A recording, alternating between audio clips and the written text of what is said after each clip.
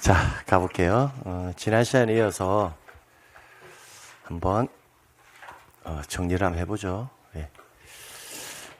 우리가 어디까지 정리했냐면요.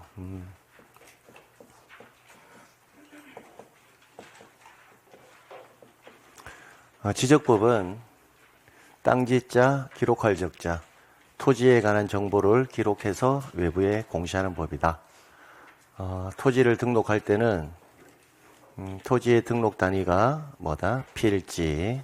그래서 1필지 단위로 등기 등록을 해 나갑니다. 그럼 한 필지와 관련되는 일련의 정보 등이 있을 건데 거기에는 크게 사실관계에 관한 정보와 권리 관계에 관한 정보로 나누어지고요. 사실관계에 관한 정보에는 소재, 지번, 지목, 경계, 좌표, 면적. 그 다음 권리관계에 관한 정보는 소유자에 관한 사항만 공시의 대상으로 합니다. 근데 지적은 주로 뭘 공시하기 위해서? 사실관계, 그죠? 그래서 소재, 지번, 지목, 경계, 좌표, 면적을 조사, 측량을 해서 이를 결정해야 될 겁니다. 그럼 그 결정권자가 누구냐면 국토교통부 장관이 이를 결정한다라고 배웠고요. 그래서 우리가 지난 시간까지 이렇게 토지의 표시에 관한 사항을 어떻게 결정할 건지를 학습했다고요. 그럼 결정을 했으니까 공시를 하려면 일정한 공적 장부에 결정되어진 사항들을 등록을 해줘야 될 거잖아요. 그죠? 그래서 지적에 관한 공적인 장부, 줄여서 지적공부가 되는 거고요. 그럼 지적공부의 종류를 일단 우리가 학습을 해야지만 여기에 결정되어진 사항들을 지적공부에 뭐 한다? 등록을 시키면 된다고요. 그러면 등록을 시키게 되면 지적공부가 이렇게 만들어진다고요.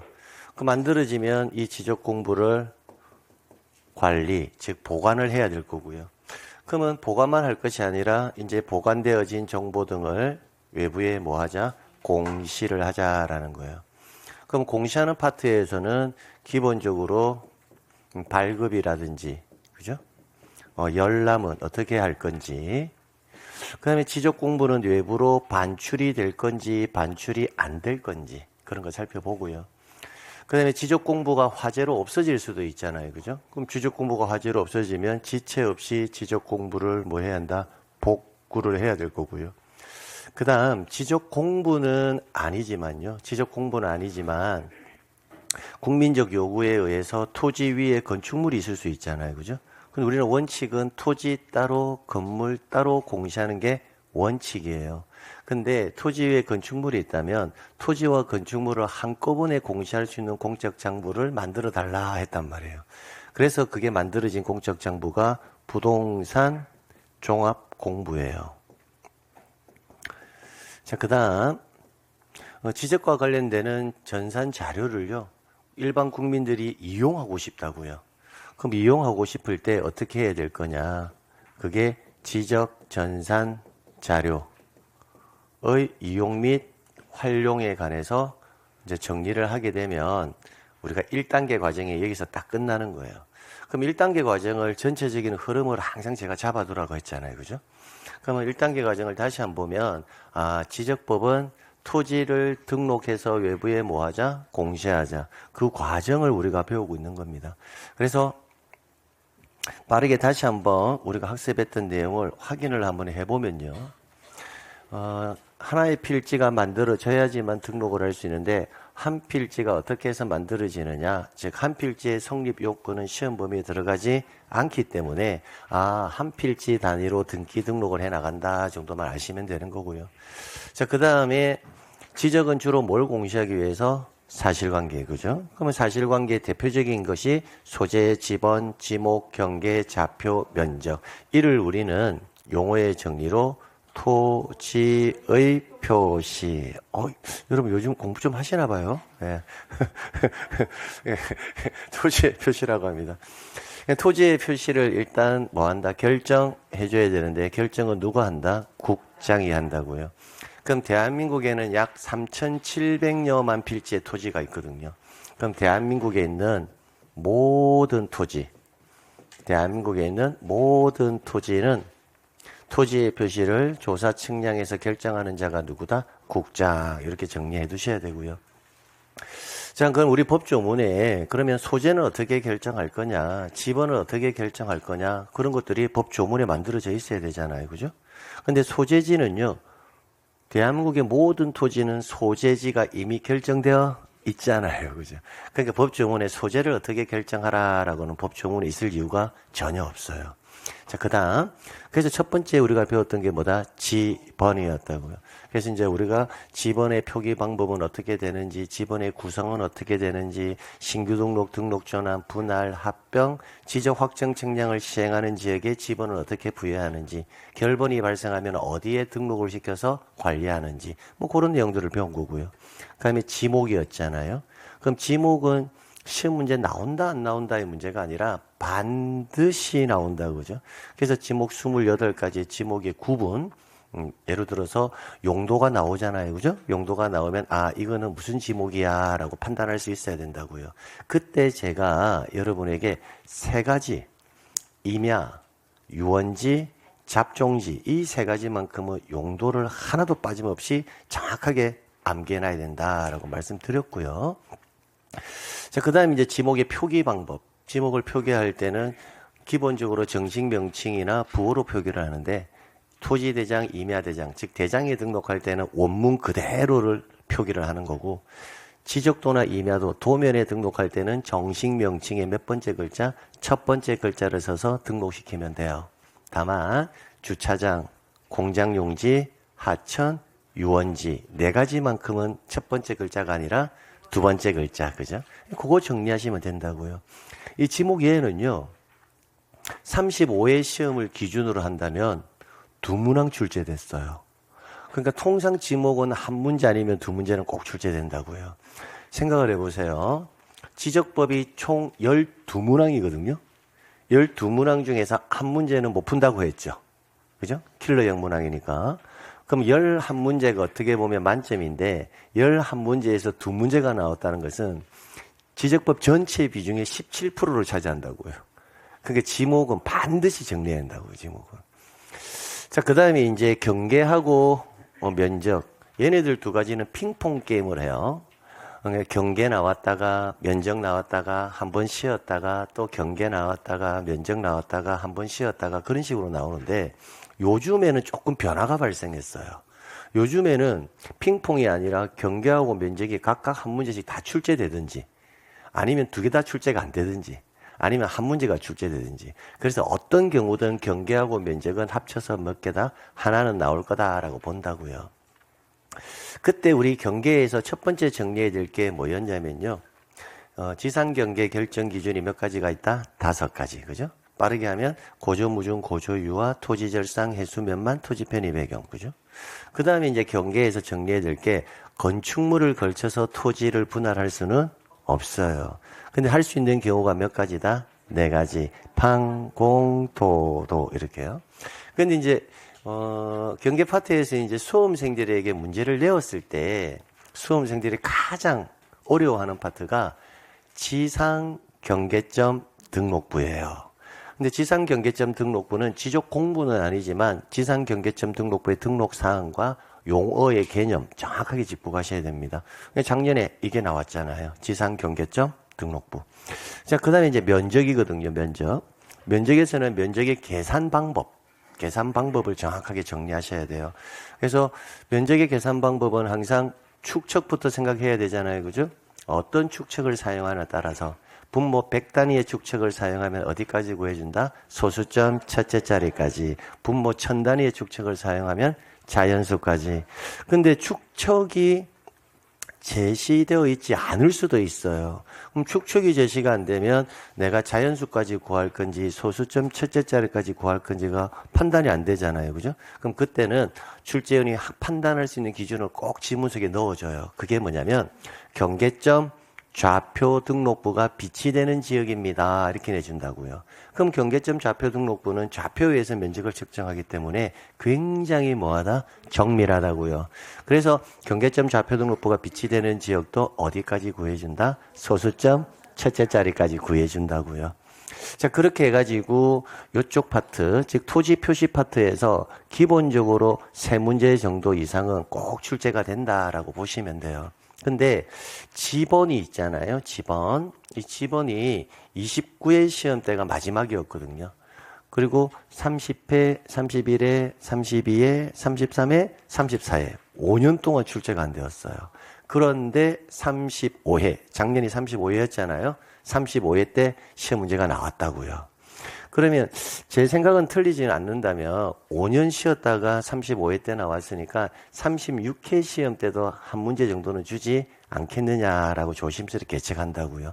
그래서 기본적으로 토지의 표시사항은 일단 전부 다 출제된다라고 보시면 무방해요. 자, 그 다음. 근데 여기까지 이제 결정을 했잖아요. 그죠? 그럼 끝나고 나면 이제 결정되어진 정보를 어디에다가 지적 공부에 뭐 시키자? 등록을 시켜야 된다고요. 그럼 지적 공부의 등록사항, 등록사항도요, 시험 문제 나온다, 안 나온다의 문제가 아니라 반드시 출제된다고요, 반드시. 그래서 개인적으로 봤을 때는요, 이 등록사항을 암기하는 게 어떻게 보면 수험생 입장에서는 가장 어려워요. 지목은 자주 보면 우리가 일상생활에서 보는 용도들이 많기 때문에 충분히 정리가 가능하거든요. 근데 등록사항을 정리할 때 상당히 좀 어려워요. 그래서 오늘 등록사항을 조금 신경 써서 보셔야 되고요. 그 다음에 관리라는 것은 지적 공부를 만들어줬으니까 이 지적 공부를 어디에 비치 보관할 거냐 그런 개념이겠죠. 그럼 보관을 했다가 외부에 뭐 한다? 발급이나 열람을 시켜줘야 되겠다. 그죠? 그래서 관리하고요. 관리하고 발급, 열람, 반출 이 내용 가지고 한 문항이 만들어지는 경우가 있어요. 그 다음 지적공부의 복구는 작년에도 시험 문제 나왔죠. 그래서 복구 파트에서는 지적공부가 화제로 없어졌을 때 뭔가 근거 자료가 있어야 복구할 거잖아요. 그럼 그 근거 자료가 뭐냐 이렇게 물어본다고요. 그래서 복구 자료와 관련해서 오늘 좀 정리하시면 되고요. 지적전산 자료는 출제 가능성은 거의 없습니다. 거의 없고요. 암기할 내용도 거의 없어요. 자, 그 다음 부동산 종합 공부가 잊어먹을만 하면 나오는 거예요. 그래서 기본적으로 오늘 1단계 과정에서는 등록사항이 일단 메인, 반드시 암기해야 될 사항. 그 다음에 관리부터 해서 이 내용 전부 토탈 해가지고 뭐다? 한 문항 정도 더 출제되지 않겠느냐 이렇게 본다고요. 그럼 전체적으로 한번 볼까요? 토지 표시에서 일단 기본 보수적으로 잡아도 3문제는 나온다고 했잖아요. 4문제까지도 나올 수 있습니다. 보수적으로 잡아도 3문제. 자, 그 다음에 등록상 반드시 나온다고 했죠? 그럼 4문제, 그죠? 그 다음에 관리부터 공시와 관련해서 한 문항. 그럼 몇 문항? 5문항. 이렇게 나온다고요. 그런데 최소한 보수적으로 잡아도 5문항이라는 거고, 몇 문제까지? 6문항까지 나온다고요. 그러면 결국은 총 12문항 중에서 한 문제는 킬러형 문항이니까 배제. 11문제인데 여기서 6문항이 나오니까 1단계 과정에서 지적법 50% 이상이 나온다라고 해도 과언이 아니라고요. 자, 그래서 우리 이제 지적 공부 이거 한번 정리하러 가보는 거예요. 지적 공부 자체는 시험 문제가 나오진 않고요. 지적 공부에 뭐가 나온다? 등록 사항이 나오거든요. 그러면 기본적으로 지적 공부의 등록 사항이니까 지적 공부가 뭔지는 알아야 그 안에다가 등록을 시킬 거잖아요. 그래서 지금부터 여러분은 지적 공부의 종류를 암기하셔야 돼요. 지적 공부의 종류가 암기가 안 되면 등록상 공부 자체를 할 수가 없죠. 그래서 지적 공부의 종류를 지금부터 암기하셔야 돼요. 지금부터. 토지, 대장, 임야, 대장, 그죠? 공유지, 연명부, 대지권, 등록부, 지적도, 그 다음 임야도, 그 다음 경계점, 좌표, 등록부, 그 다음 정보 처리 시스템, 그래요. 처리 시스템 이렇게 해서 일단 이 8가지가 암기되어야 됩니다. 그래서 저랑 같이 빠르게 5번만 좀 읽을게요. 눈을 감고 내가 다 암기할 수 있을 정도로 암기하셔야 돼요. 같이 읽을게요. 토지대장, 임야대장, 공유지명부, 대지권등록부, 지적도, 임야도, 경계점, 좌표등록부, 정보처리 시스템. 한 번 더. 토지대장, 임야대장, 공유지명부, 대지권등록부, 지적도, 임야도, 경계점, 좌표등록부, 정보처리 시스템. 이렇게 암기하셔야 돼요. 자, 여기서 제가 이제 지적 공부의 일체성에 관해서 정리를 좀 해드릴게요. 이 정보 처리 시스템이란 거는 뭐냐면 위에 있는 이 지적 공부 7가지 있잖아요. 이 7가지는 문서화되어 있어요. 책으로. 책으로 되어 있는 것을 전산화 시켜줄 수 있잖아요. 그죠? 전산화 시켜놓은 공적 정보가 정보 처리 시스템이에요. 그 위에 있는 애들은 뭐로 되어 있다? 책으로. 책으로 만들어진 것을 컴퓨터에 뭐 한다? 작성해서 파일 형식으로 만들어가지고 USB 같은 데 있잖아요. 보조기억 장치에 저장해 놓은 매체물을 뭐라고 부른다? 정보 처리 시스템이라고 부르는 겁니다. 자, 그 다음에 제가 이제 여러분을 약속해야 될 언어가 있어요. 우리가 일반적으로 크게 지적 공부는 대장과 도면으로 구성된다라고 우리 법 조문에 되어 있거든요. 대장과 도면으로. 통상 우리가 대장이라고 이야기할 때는요. 토지대장, 임야대장, 공유지명부, 대지권 등록부를요, 대장이라고 해요. 그럼 대장은 일반적으로 문자 형식으로 기록되어 있는 것을 일반적으로 대장이라고 부르거든요. 이 도자가 그림 도자거든요. 그럼 그림 형식으로 이루어져 있는 것을 일반적으로 우리는 지적에 관한 도면에서 지적 도면이라고 불러요.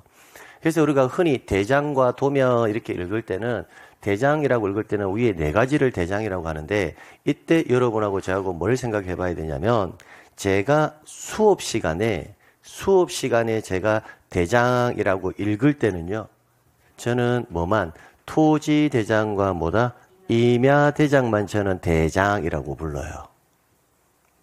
그럼 제가 수업 시간에 도면이라고 부를 때는요. 지적도와 임야도를 저는 뭐다? 도면 이렇게 불러요.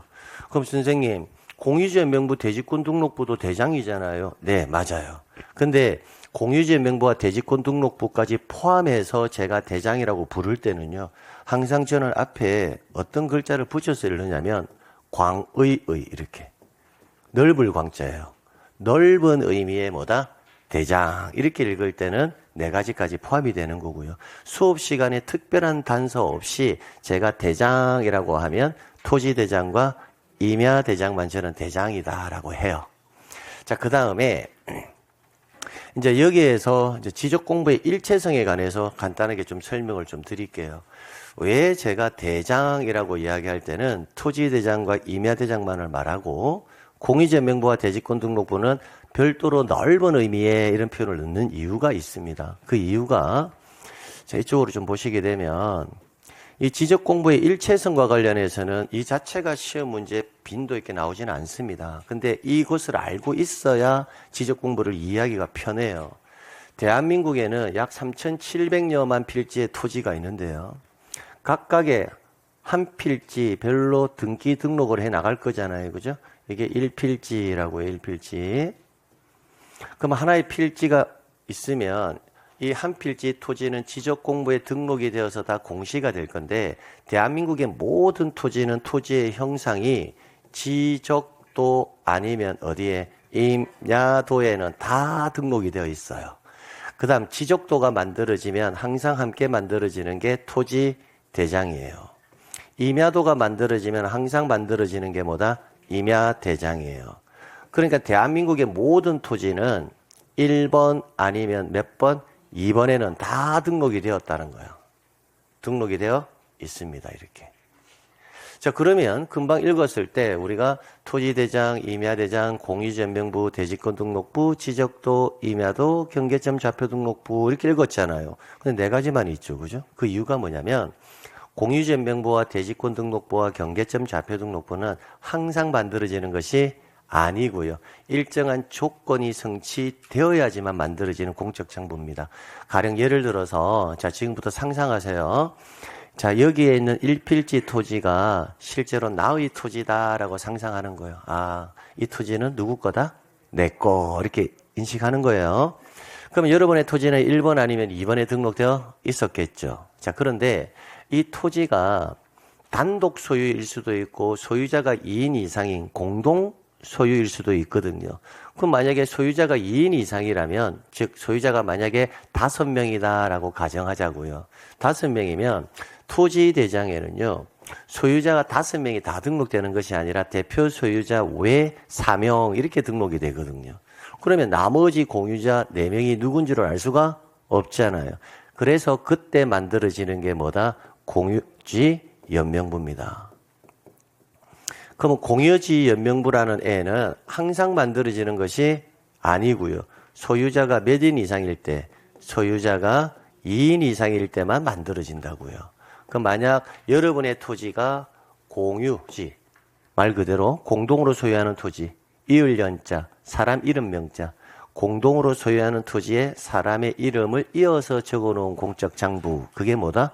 공유지 연명부입니다. 그럼 가령 여러분의 토지가 5명이 함께 소유하고 있다 하면 여러분의 토지는 지적도 토지대장 뭐까지? 공유지 연명부까지 함께 만들어진다고요. 그럼 단독 소유라면요, 공유지 연명부는 만들어지지 않겠죠, 그죠?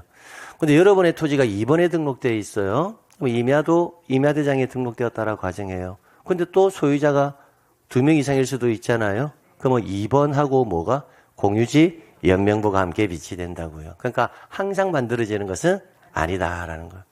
자, 그 다음에 대지권 등록부라는 공적 장부도 있습니다. 대지권 등록부. 이 대지권 등록부는 결론부터 말씀드리면 대지권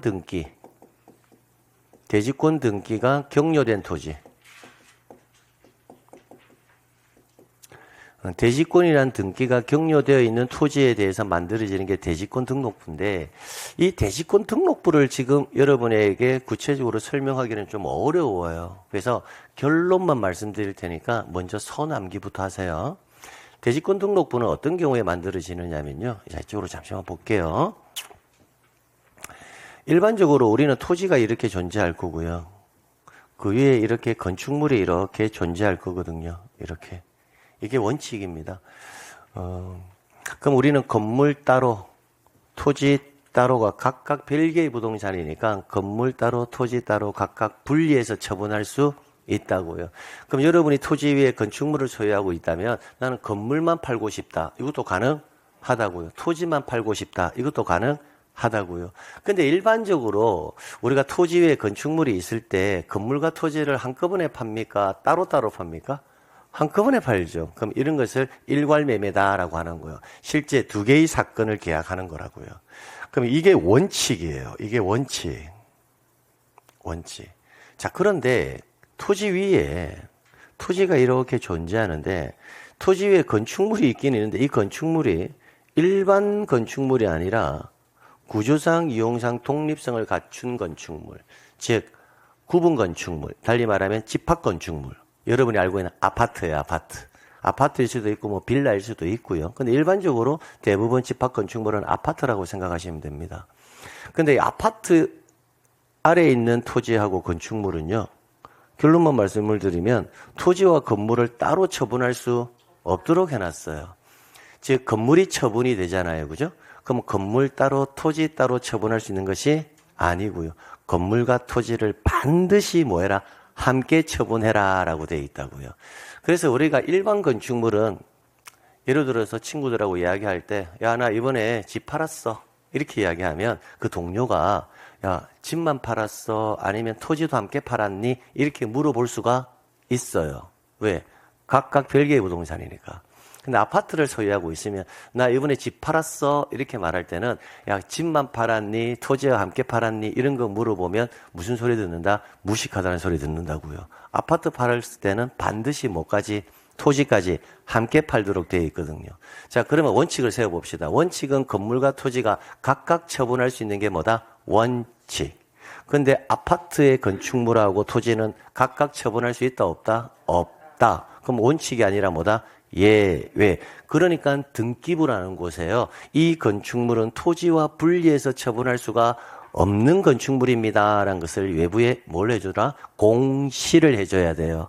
그때 하는 등기가 뭐냐면 대지권 등기다라고 하는 거예요. 이렇게.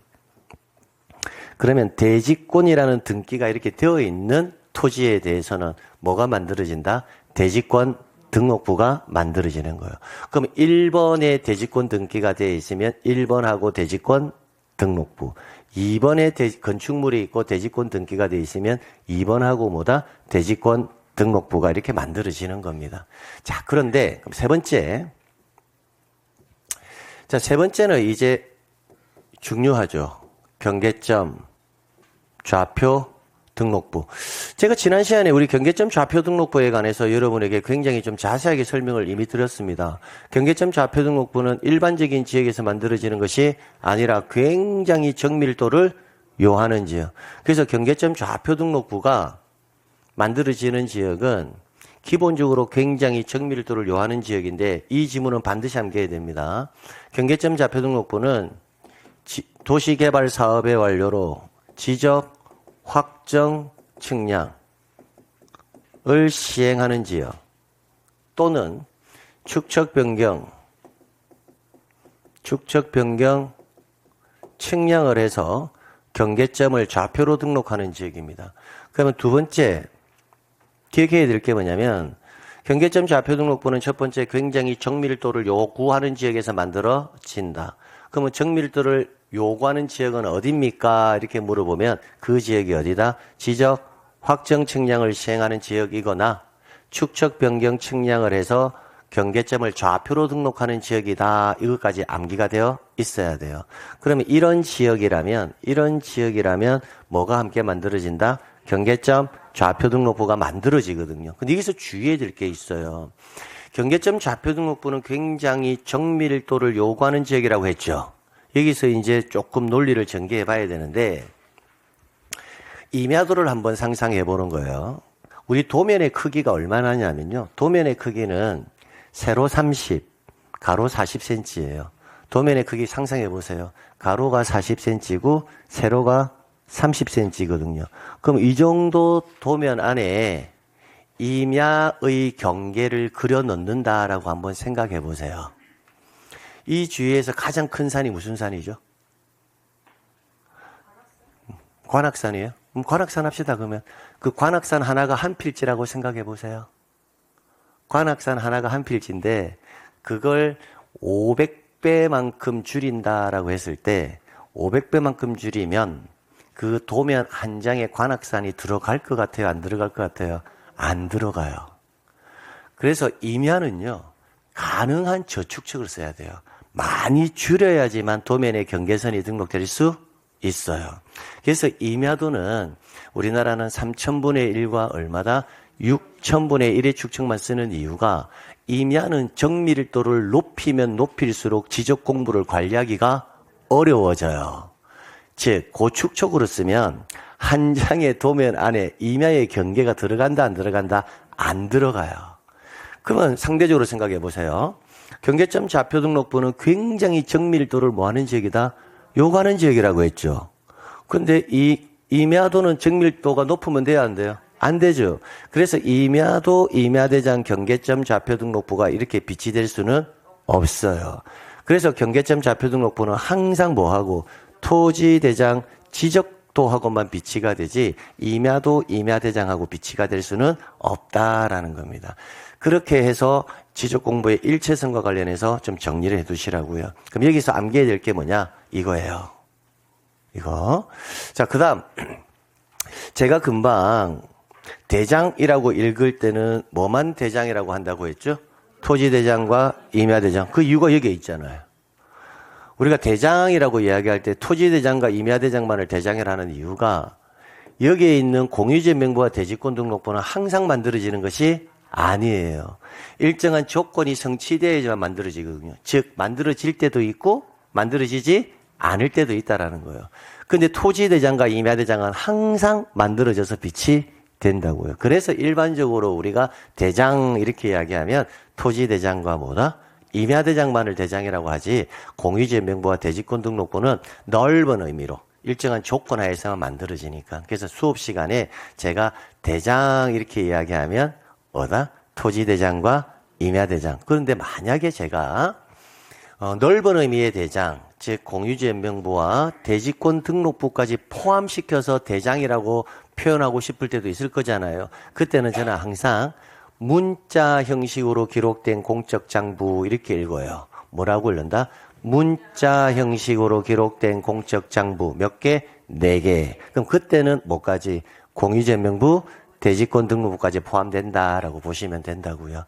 자, 그래서 지적공부의 일체성에 관해서 이렇게 이제 정리가 되었고요. 그러면 7가지 지적공부의 종류가 만들어졌잖아요. 그죠? 그럼 이 만들어진 지적공부, 이렇게 만들어진 이 지적공부를요, 전산화 시켜줄 수 있잖아요. 전산화. 그 만들어진 얘네들을 뭐 한다? 전산화 시켜둔 게 뭐다? 정보 처리 시스템이에요. 그러니까 용어의 정의를 정확하게 두셔야 됩니다. 그러면 가령 자, 이게 여러분이 보조기억장치 USB라고 생각해 보는 거예요. 편하게 그냥. 그러면 책으로 만들어진 것을 파일 형식으로 바꿔가지고요. 파일 형식으로 바꿔서 이 USB에다가 파일을 저장할 거란 말이에요. 그럼 저장해놓은 이 USB 자체가 뭐다? 정보 처리 시스템이라고요. 그러니까 정보 처리 시스템에는 무엇을 등록하세요라고 법으로 규정이 있을 수가 없어요. 여기에 만들어진 7가지를 그대로 전산화 시켜둔 거니까. 그러니까 지적공부의 등록사항은 몇 가지만 7가지 지적공부에서만 여러분이 정리하시면 된다고요. 자, 그러면 자, 여기서 여러분 책을 잠시만 볼게요. 책을 잠시 보시게 되면 지적공부의 의의와 종류 뭐 이렇게 나와 있고요. 자, 그 다음에 이제 등록사항이라고 되어 있잖아요. 이쪽을 잠시만 볼게요. 토지대장, 임야대장에는 이렇게 보면 토지대장, 임야대장에는 다음의 사항을 기록한다 해서 1번부터 해서 이런 불법부터 해서 이렇게 11번까지. 그죠? 여기까지요. 그죠? 11번까지. 자, 그런데, 또 넘겨보시게 되면, 공유지명부의 등록사항에서 또 기억부터 시역까지 이렇게 막 나오잖아요. 그죠? 이걸 지금 암기하는 건 아니고요. 이렇게 되어 있다는 걸 보여드리는 거예요. 기억부터 어디까지? 치역까지 이렇게. 그 다음에, 여러분 도면의 법정 축척은 당연히 암기해 두셔야 됩니다. 도면의 법정 축척은 지적도에서는 500분의 1부터 어디까지? 6000분의 1까지 7가지 축척 다 사용합니다. 기본적으로. 근데 일반적으로 지적도는 몇 분의 몇의 축척을 사용한다? 1200분의 1의 축척을 쓴다라는 거예요. 임야도는 얼마다? 3000분의 1과 6000분의 1을 쓰는데 일반적으로는 뭘 쓴다? 6000분의 1의 축척을 씁니다. 법정 축척은 기본적으로 암기해 두시라라는 거예요. 자, 그 다음에 이제 등록사항이 이렇게 또 나와 있어요. 이렇게 나와 있는데,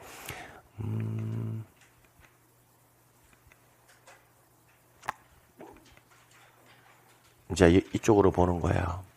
지적공부의 등록사항 해가지고 맨 뒤쪽에 보시면 이렇게 표가 만들어져 있을 겁니다. 여러분이 개별적으로 토지대장에 뭐가 등록되느냐, 임야대장에 뭐가 등록되느냐, 공유지명부에 뭐가 등록되느냐, 이렇게 개별적으로 암기하면 절대로 시험장 가기 전까지 암기가 안 돼요. 그럼 어떻게 암기해야 되냐면 각각의 등록사항들이 어떤 지적공부에 등록되어 있느냐 역순으로 암기하시는 게 훨씬 편합니다. 가령 이렇다는 거죠. 이쪽에 보시게 되면 소재와 지번 볼게요. 자, 소재하고 지번은 어디에 등록되느냐 이렇게 물어보면 지금 보세요. 전부 다 동그라미죠. 그러면 전부 다 동그라미니까 소재 지번은 어디에? 전부. 이렇게 암기해 두시면 된다고요. 그럼 소재 지번은 어디에 등록한다? 전부. 그럼 보세요.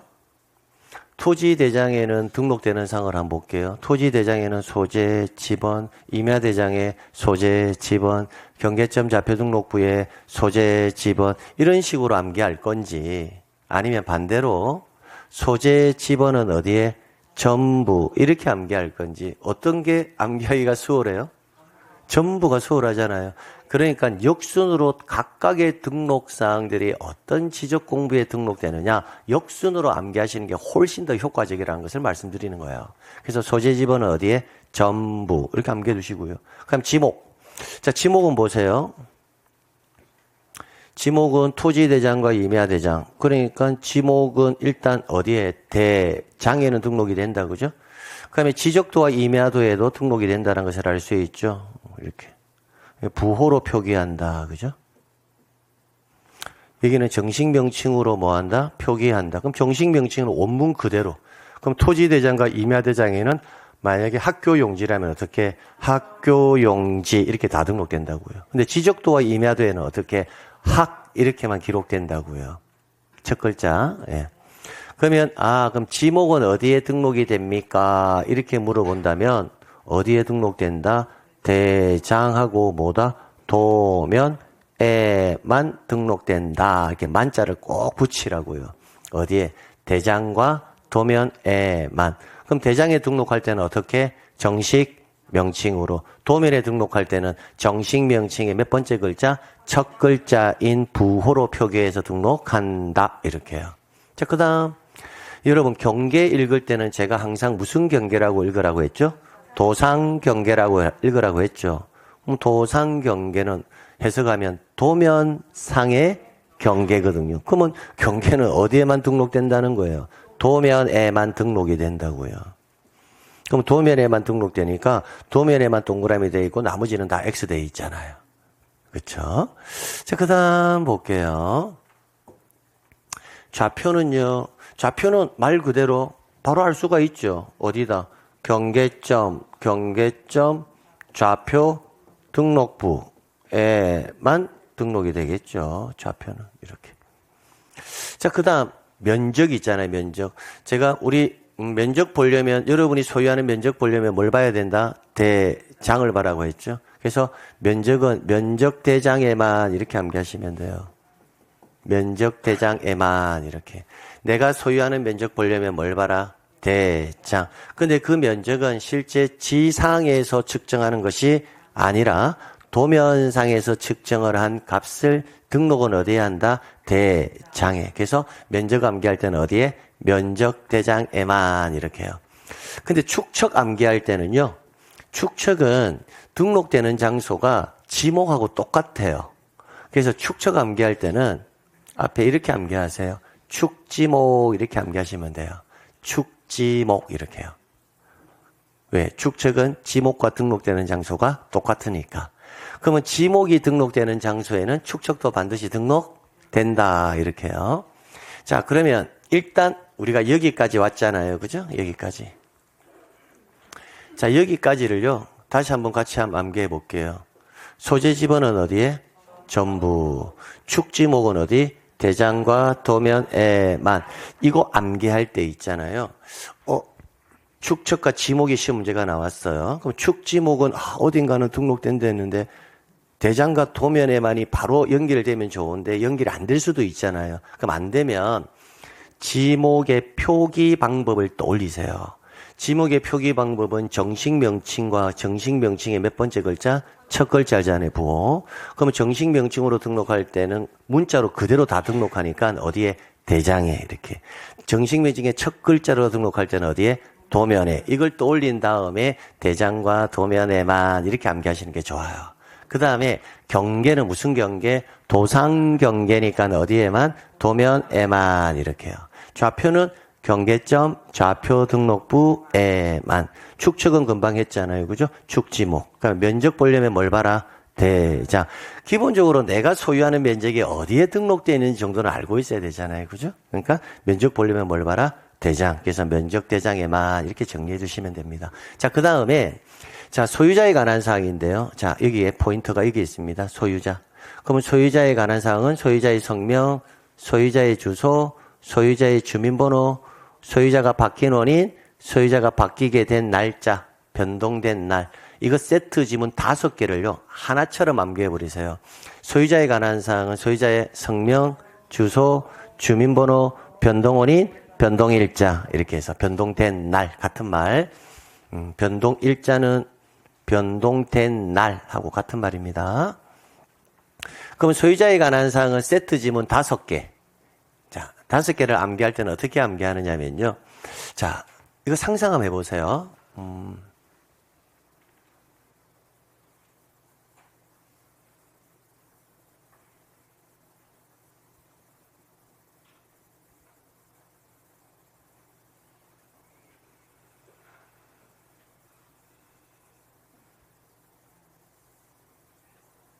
누굽니까? 모르죠. 이거 웃기려고 한 게 아니고요. 소유자에 관한 사항을 이렇게 그림 형식으로는 소유자에 관한 사항을 공시할 수가 없다라는 것을 알려드리려고요. 그럼 소유자에 관한 사항은 일단 그림 형식으로 알려드릴 수는 없으니까 결국은 소유자에 관한 사항은 뭐로 공시해야 돼요? 문자로 기록할 수밖에 없거든요. 그럼 소유자에 관한 사항은 문자로 기록해야 되니까 문자로 기록하는 공적 장부가 몇 개 있다? 4개가 있잖아요. 그게 뭐다? 토지대장, 임야대장, 공유제명부, 대지권등록부에만 이렇게 암기하시면 돼요. 그래서 소유자에 관한 사항은 뭐로 공시한다? 문자. 문자로 공시하는 공적 장부가 토지대장, 임야대장, 공유제명부, 대지권등록부에만 이렇게 암기해 주시면 된다고요. 항상 연결고리를 잘 잡아야 돼요. 연상을 해야지만 기억이 오래 가거든요. 자, 그 다음에 여러분 소유자별 이게 지분이라는 글자에 포인트를 잡아야 돼요. 지분 이렇게 말하면 단독 소유인가요? 공동 소유인가요? 공동 소유죠. 우리가 지분이라는 것은 소유자가 2인 이상일 때만 소유권의 일부를 가지는 지분이라는 글자가 나온다고요. 그러면 지분이라는 글자가 딱 나오는 순간 공동 소유라는 것을 알 수가 있죠. 그럼 일단 공동 소유의 느낌이 드는 공적 장부 첫 번째 한 가지가 뭐다? 공유지 연명부는 일단 떠올라요. 공유지 연명부. 자, 그 다음에 이쪽으로 좀 보세요. 여기 지금 제가 대지권이라는 표현을 아까 좀 썼잖아요. 그죠? 대지권은 이제 나중에 말씀을 드리겠지만, 이 1층 101호 이 부분을 전유 부분이라고 합니다. 그럼 아파트 소유자들은요, 이게 만약에 고려 아파트 101동이다라고 가정하면, 아파트에 살고 있는 사람 한 동 전부를 소유합니까? 한 동의 일부를 소유하는 건가요? 일부를 소유하죠. 1층 몇 호? 101호, 1층 102호 소유자가 따로 있잖아요. 그러면 1층 이 101호 소유자가 토지에 대해서 가지고 있는 권리도 있어야 되잖아요. 그죠? 그러면 1층 101호 소유자는 한 필지 토지 전부를 가지는 걸까요? 아니면 자신의 전유 부분 면적에 비례해서 토지를 가질까요? 전유 부분 토지에 비례해서 가지겠죠. 그러면 그 토지에 가지는 권리도 결국은 단독 소유라는 거예요? 공동 소유라는 거예요? 공동 소유죠. 즉 아파트 소유자가 그 넓은 아파트 부지의 토지를 내가 이거 단독 소유한다는 표현을 안 쓰잖아요. 내가 아파트에 가지고 있는 면적에 비례해서 토지를 뭐 할 거다? 소유하지. 아파트 전체 토지를 소유하는 것은 아니죠. 그쵸? 그러니까 아파트 소유자가 토지에 대해서 가지는 권리도 뭐다? 지분의 성격을 가지고 있다는 것을 알 수가 있습니다. 그때 이제 대지권이라는 표현을 쓰잖아요. 그죠? 아파트 소유자들이 토지에 대해서 가지는 권리를 아파트만큼은 별도로 용어를 뭐라고 쓰느냐면 대지권을 가진다라는 표현을 써요. 그럼 금방 이야기했죠. 1층 101호 소유자가 토지에 대해서 가지는 권리도 있어야 한다. 첫 번째. 그러면 그 토지에 대해서 가지는 권리는 단독 소유가 아니라 뭐다? 공동 소유일 거고, 그때 아파트 소유자가 토지에 대해서 가지는 권리를 아파트만큼은 뭐라고 부른다? 대지권이라고 부른다고요. 그럼 대지권은 결국은 뭐다? 지분의 성질을 가지고 있다라고 볼 수 있겠죠. 그래서 대지권 등록부도 결국은 뭐다? 지분의 성질을 가진다는 것을 알 수가 있다고요. 그래서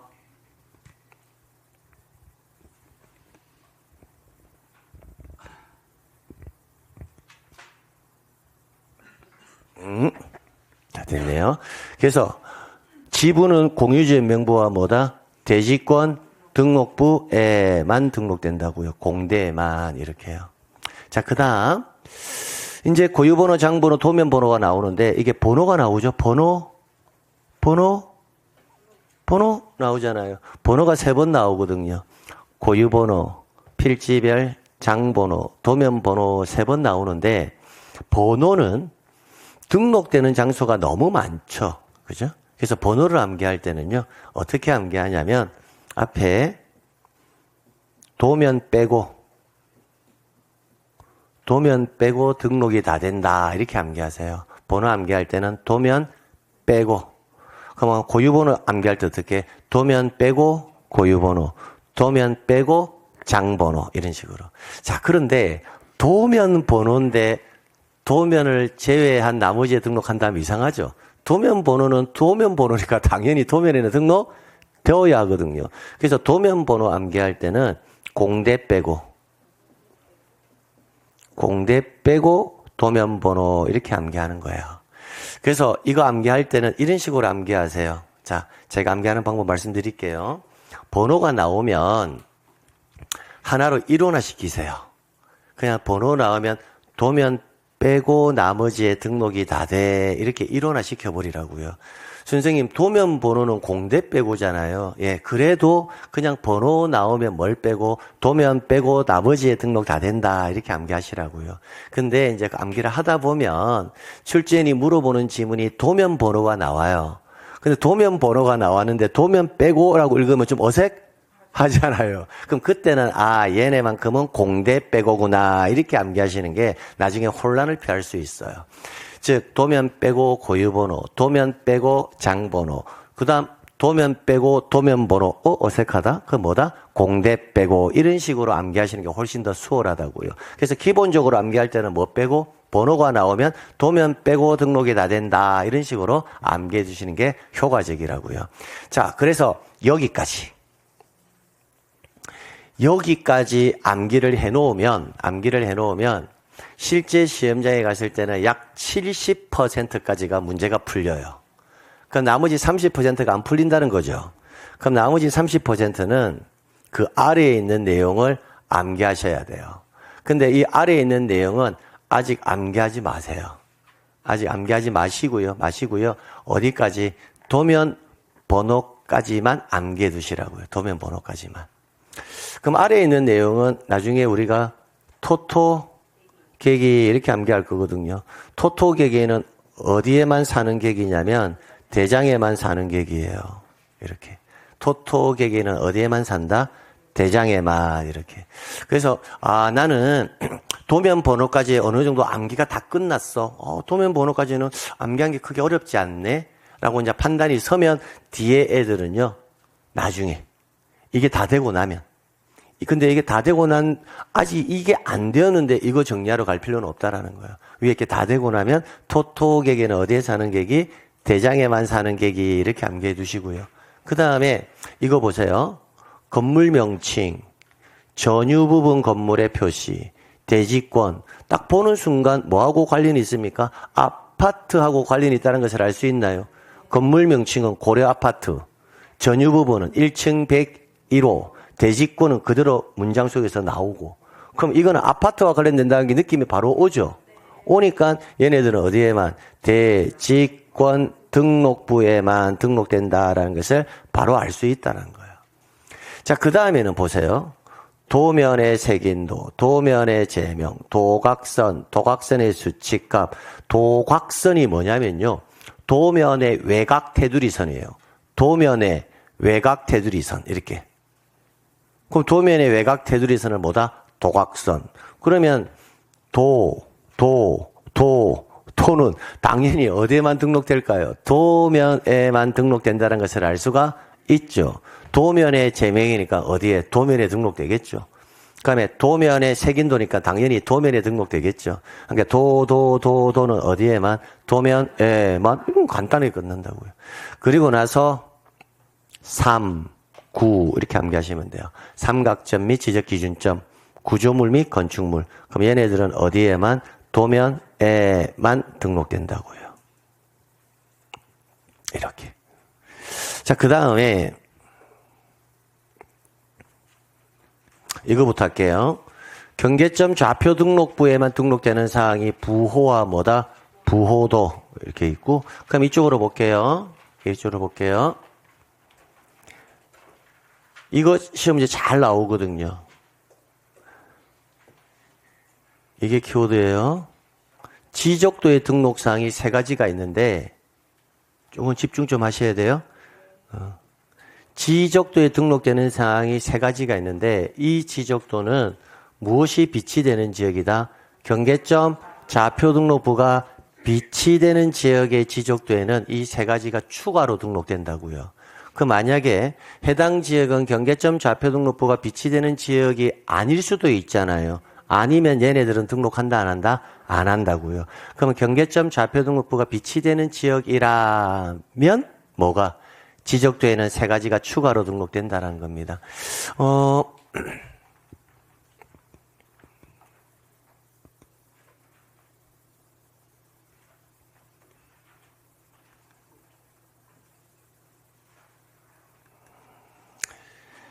여기 보면 지적도 경계점 좌표등록부 시행지역이라고 되어가 있죠. 그럼 이게 지적도인데 여러분이 봐도 필지가 반듯반듯하죠. 그죠? 이게 지목이 전부 뭐예요? 대라고 되어 있죠. 그럼 이 지역이 대표적으로 택지 조성 사업이 완료되는 지역이에요. 그러니까 이 지역은 무슨 측량했을까? 지적 확정 측량을 한 지역이라고요. 이 지역이. 그러니까 여기 보면 50.42라는 글자가 보이죠. 숫자가 쭉 보이잖아요. 이게 이 경계점에서 이 경계점 사이에 실제 거리값이에요. 50m 42cm라는 거예요. 그러니까 이 거리값은 좌표에서 계산된 거리값이에요. 그러니까 경계점 좌표 등록부가 비치되어 있어야지만 이 거리값을 등록할 수가 있다고요. 그러면 위쪽을 한번 볼게요. 이게 지적도거든요. 이게 지적도인데 여기에는 좌표에서 계산된 경계점 간의 거리값이 없죠. 뭐 전답으로 다 되어 있잖아요. 이게 일반적인 지역의 지적도. 도면의 제명이라는 게 뭐냐면 지적도, 도면의 제명은 도면의 이름을 말하는 거예요. 근데 만약에 이 옆에 좌표라고 적혀져 있으면, 좌표라고 적혀져 있으면 이 지역이 된다고요. 그러니까 이 지역엔 여기에 제가 나타나 있지는 않지만 여기도 뭐다? 지적도잖아요. 지적도. 그죠? 그럼 옆에 뭐라고 적혀져 있다? 좌표 이렇게 적혀져 있다고. 그럼 지적도 옆에 좌표라고 적혀져 있으면 아, 이 지역은 뭐가 비치되는 지역이다? 경계점 좌표 등록부가 비치되는 지역이라고요. 그러면 이 지역은 경계점 좌표 등록부가 비치되는 지역이잖아요. 그러면 지적도가 정밀할까요? 경계점 좌표 등록부가 정밀할까요? 경계점 좌표 등록부죠. 그러니까 이 지적도를 가지고 측량을 하면 된다, 안 된다? 안 돼요. 모든 것은 경계점 좌표 등록부로 해야 한다고요. 근데 일반인들은 잘 모를 거거든요. 일반인들은 잘 모르니까 이 지적도에 뭐라고 적혀 있다? 이 도면에 의해서는 측량할 수 없음 이렇게 적혀져 있는 이유가 여기에 있다고요. 일반인들은 모르니까. 왜? 이 지역은 경계점 좌표 등록부가 비치되니까 경계점 좌표 등록부에 의해서 모든 측량을 다 해야 되지 지적도로 가지고 해서는 안 된다고요. 그럼 지적도는 토지의 형상을 이해를 돕기 위해서 만들어 놓은 것이지 모든 측량의 기준은 뭐다? 경계점 좌표 등록부가 된다고요. 자, 그래서 이쪽으로 보시게 되면 도면의 제명이 지적도라고 했잖아요. 그 옆에 뭐라고 적힌다? 좌표. 그 다음에 이 도면에 의해서는 측량할 수 없다. 왜? 경계점 좌표 등록부 가지고 해야 되니까. 그리고 뭐다? 좌표에 의해서 계산된 경계점 간의 뭐다? 거리. 경계점 좌표 등록부가 비치되지 않으면요. 좌표에 의해서 계산된 경계점 간의 거리를 구할 수가 없어요. 이게 있기 때문에 좌표에 의해서 계산된 경계점 간의 거리를 지적도에 등록할 수가 있는 겁니다. 그래서 여기까지 해서 정리하면 끝나요. 그러니까 시험장에 가기 10월 25일 날 시험장 가기 전까지 정리를 해야 되는데 지금 한꺼번에 정리를 다 하려고 하지 마시고요. 여러분은 어디까지 일단 정리를 한다. 도면 번호까지 정리를 해놓고 그 다음 이게 완벽하게 정리가 끝났다면 토토객에는 어디에만? 대장에만 사는 객이 이렇게. 도도 3구는 어디에? 도면에만 이렇게. 아파트와 관련되는 게 나오면 어디? 대지권 등록부에만 이렇게. 그 다음에 경계점 좌표 등록부가 비치되는 지역의 지적도에는 특별한 세 가지가 더 등록된다. 된다. 이런 식으로. 그런 식으로 이것은 이후에 암기하는 사항이에요. 여기까지만 일단 암기를 해 두셔야 된다고요. 자, 그러면 이제 여기까지 암기가 되셨으니까 우리는 등록사항을 금방 암기했잖아요. 그죠? 등록사항을 암기했으니까 우리는 이제 뭘 만들어 봐야 된다. 지적 공부를 한번 만들어 봐야 된다고요. 지적 공부를 이렇게. 그럼 여기에 우리가 있는 이 각각의 지적 공부를 다 만들어 봐야 되는데 우리는 지적 공부의 등록사항을 공부하는 것이 아니라 각각의 등록사항이 어떤 지적 공부에 등록되는지를 공부했잖아요. 그걸 하나씩 여기다가 채워 넣어 봐야 된다고요. 소재, 지번, 지모, 경계, 좌표, 면적, 그죠? 그 다음에 축척, 그죠? 그 다음에 소유자에 관한 사항으로 소유자의 성명, 주소, 주민번호, 변동원인, 변동된 날, 이렇게. 그죠? 그 다음에 소유자에 관한 지분, 그죠? 그 다음에 번호 3개, 고유번호, 필지별 장번호, 도면 번호, 이렇게 해서, 이렇게. 그럼 여기까지만 일단 우리가 체크해 보는 거예요. 여기까지만 일단은 1순위 암기사항이라 했잖아요. 그럼 이 각각의 사항들이 어떤 지적 공부에 등록되는지를 하나씩 OX 하면서 지적 공부를 만들어 보는 겁니다. 잠시 쉬었다가요.